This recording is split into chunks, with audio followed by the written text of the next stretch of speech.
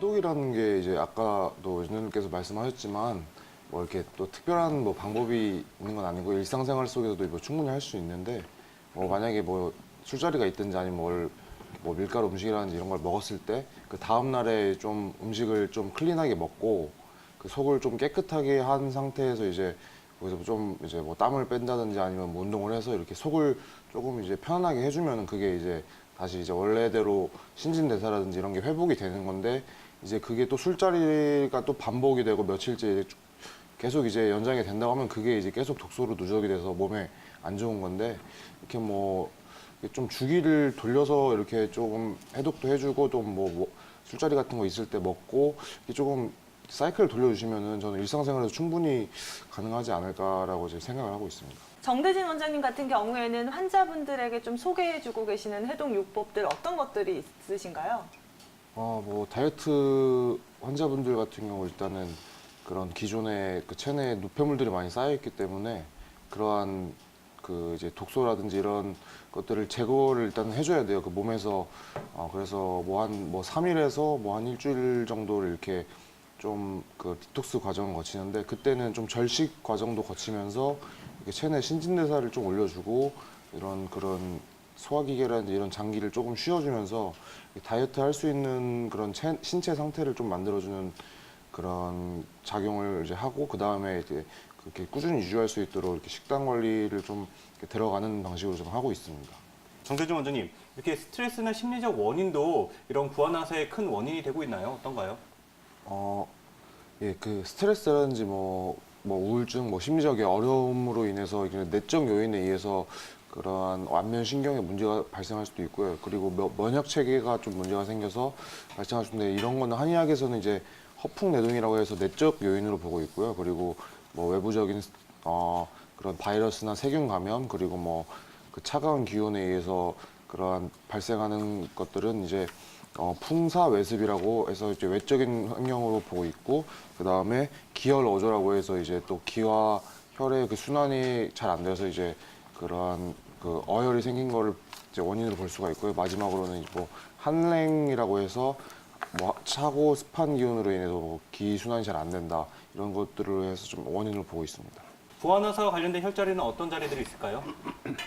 예, 구안화사와 관련된 혈자리는 이제 안면 근육을 좀 풀어주고 이렇게 좀 강화시켜줘가지고 좀 표정 짓는데 부드럽게 이제 해주는 작용을 하는데요. 뭐 이제 양백, 태양, 그리고 사백, 인중, 지창 뭐 이런 데를 그 실제로 침도 많이 놓지만 일상생활에서 이렇게 지압을 해주시면은 훨씬 이제 예방하는 데 도움이 되실 겁니다.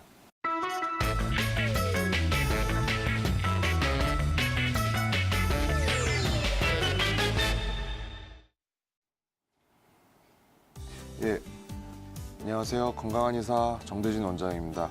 예, 오늘의 꿀팁은 비만과 다이어트에 대해서 설명을 드리겠습니다. 예, 첫 번째로 비만에 대해서 이제 말씀을 드리자면은 많이 먹은 것에 비해서 그 소모되는 칼로리가 이제 적으면은 그게 지방으로 축적이 되고 그게 또 과도하게 되면 이제 비만으로 진단을 하는데요. 그 체질량 지수라는 게 있는데 그 신장 대비 체중을 그러니까 얘기를 하는데 그 지수가 25 이상이면은 경도 비만, 30 이상이면은 중등도 비만, 35 이상이면 고도 비만으로 그 분류를 하고 있습니다. 예, 그 다음에 비만의 위험성에 대해서 이제 말씀을 드리자면은 비만은 단순히 그 외형적으로 조금 이렇게 문제가 있는 것을 떠나서 건강에도 치명적인 그 위험을 줄 수가 있는데요.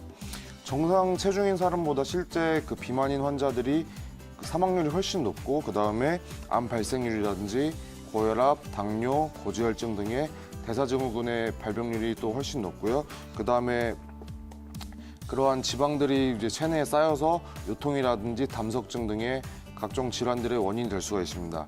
그렇기 때문에 세계보건기구 WHO에서 실제로 이거는 치료를 해야 되는 질환으로 분류를 하고 있습니다.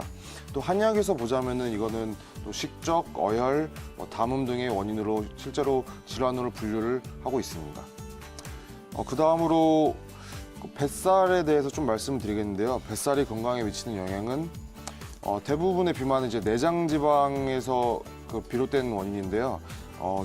실제로 체중은 좀 정상인데 팔다리가 가늘고 이제 뱃살만 이제 나오시는 분들이 있어요. 이런 분들이 되게 좀 위험하신 분들인데 팔다리에 있는 지방보다 이제 뱃살에 있는 그런 황색 지방은 더 이제 치명적을 낼 수가 있는데 뭐 이런 것들은 혈관에 쌓여가지고 동맥경화를 일으킬 수 있고 그리고 호르몬 대사가 이제 불균형하게 될 수가 있고 그리고 또 대사증후군의 원인이 될 수가 있기 때문에 이제 각종 성인병으로 인해서 또 사망률이 증가할 수 있어요. 그래서 이렇기 때문에 뱃살 관리를 조금 잘 해주시는 게 건강에 좋을 것 같습니다.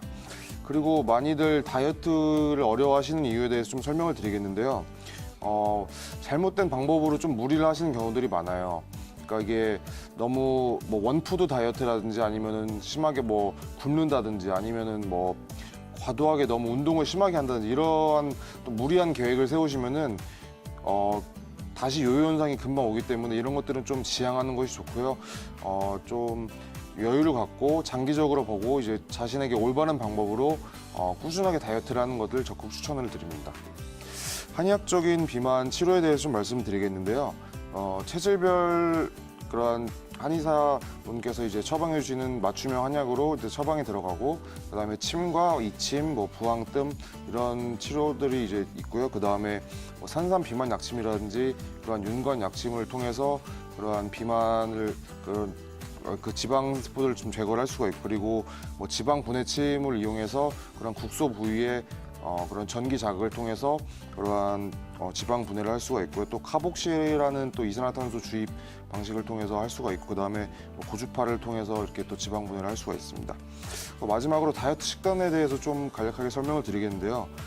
탄수화물, 단백질, 지방 등의 3대 영양소를 골고루 섭취해 주시는 게 좋습니다. 뭐 하나라도 불균형이 일어나면은 결국에는 영양이 좀 불균형해서 좀 요요 현상이 올 수가 있고요. 그리고 한 번에 좀 많이 하시는 식사보다는 적당량으로 나누어 가지고 한 4회에서 5회 정도 이렇게 나누어서 드시는 게 훨씬 그 다이어트 하시는데도 아마 편하실 거라고 생각이 듭니다. 탄수화물 같은 경우는 흡수가 빠른 당보다는 이제 GI 지수가 낮은 뭐 예를 들면 뭐 고구마라든지 현미밥, 그러한 뭐 오트밀 이런 것들을 추천을 드리고 단백질 같은 경우는 뭐 지방질이 적은 소고기라든지 닭가슴살, 뭐 이런 참치류, 이런 회 그런 것들을 추천을 드리고 그리고 지방으로서는 뭐 오메가3라든지 견과류, 이런 요거트 등의 이제 불포화 지방산을 통해서 섭취를 해주시는 게 좋습니다. 이상으로 다이어트와 비만에 대해서 오늘 설명을 마치겠습니다. 감사합니다.